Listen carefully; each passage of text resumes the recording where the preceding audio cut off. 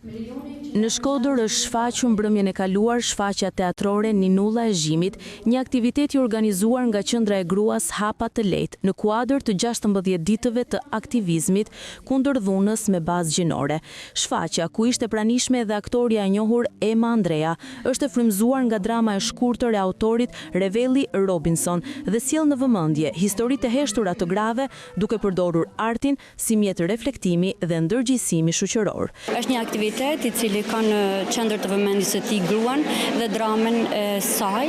Është një dramë të cilën ne vendosëm ta quajmë Ninulla e Zhimit, duke menduar që do t'i japim mesazhe të forta për gratë dhe vajzat të cilët akoma vazhdojnë të jenë viktima të dhunës në familje. Ne flasim për barazi gjinore, por shpeshherë ato që dhunojnë janë bijtë e nanave, janë bijtë e grave, janë vëllezërit, bashkëshortët, djemtë tanë.